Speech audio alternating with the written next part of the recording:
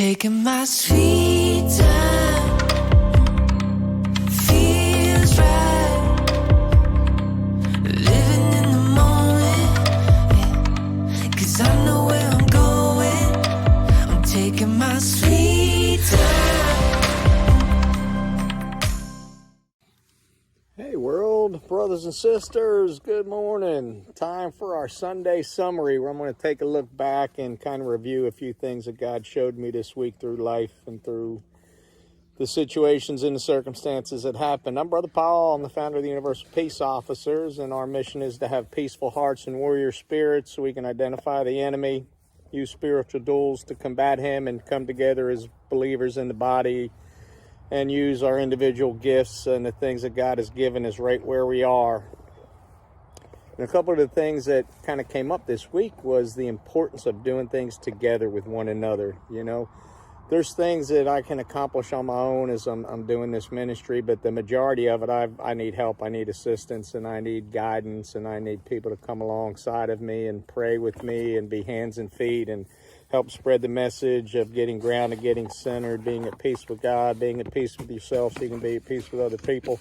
And I can't do it on my own. And as I'm journeying through this ministry and going through the implementation stages, it's amazing the people that God has put in my path that are like-minded as I'm seeking Him and seeking His guidance and trying to be still and to listen. It's cool how God shows me that there are people out there that are like-minded, that love God, they love our country, they love the Judeo-Christian principles the country's founded on.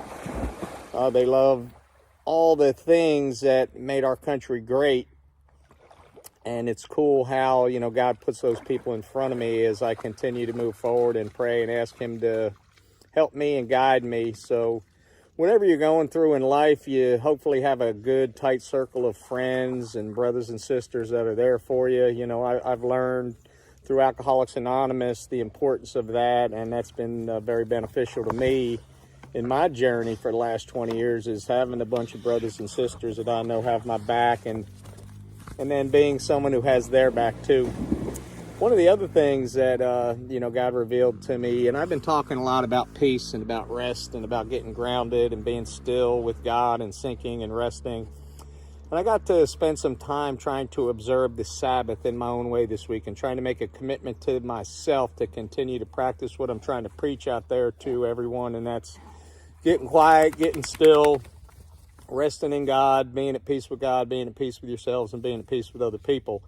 And the Sabbath's written a little bit about in Scripture, of course. You know, rest on the Sabbath, rest on that day. God worked for 6 days and rested on the seventh, and we listen to it and we hear it. And you know, I was even brought up in synagogue for 2 years, so I was, you know, taught the importance of it. But through the adult life, the busyness of the world and the things that I am responsible for and that I need to accomplish definitely have made it very, very difficult for me to make time to try to find a Sabbath time, try to find a day of rest. But I remember my pastor at Mountaintop told us the importance of that.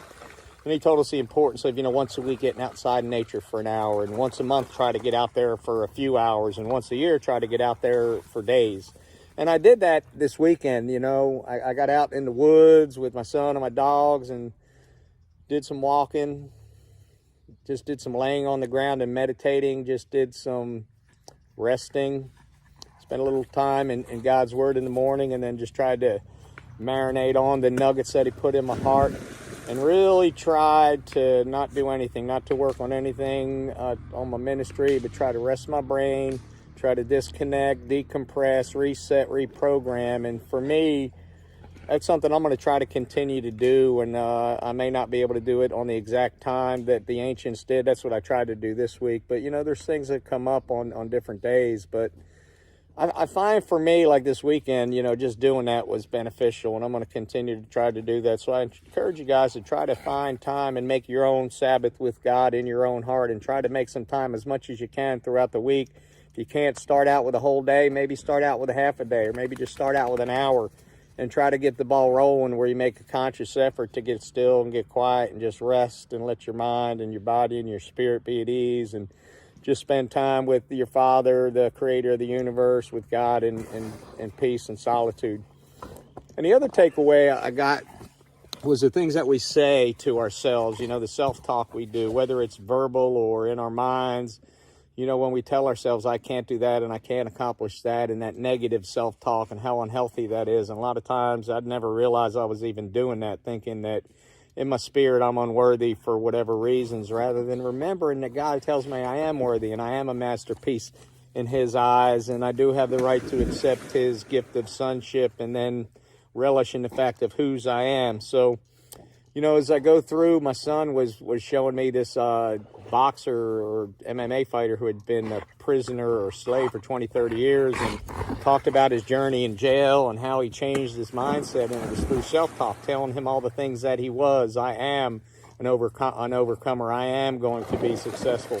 And he started walking in it and believing in it, you know, and I got to thinking, I've actually been doing that. It's been paying benefits, and I may have shared that with you guys the other day, and maybe come up with your own self-talk where you're, you know, talking to God and affirming the truths that he's put in your heart. And the things that I say every day is, I am not a victim in the world that I see. I am who God created me to be.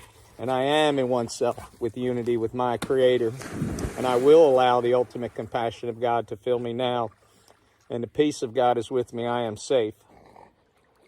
We are more than conquerors. We are overcomers. We are masterpieces in God's eyes. Remember to tell yourselves those truths and tell yourself positive self-talk, and that's how we can find a way to get a balance between our unconscious and our subconscious, and kind of have them be in harmony and peace with each other rather than wrestling with each other.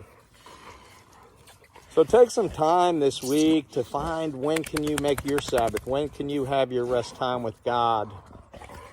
And make sure that you be a brother and sister that can help the brothers and sisters in need in your sphere of influence, and also look for those with the things that God has on your heart, because he'll put them all around you when you seek like-minded people with like energy who are working on like-minded things. God will provide those people for you when you seek and ask for those things.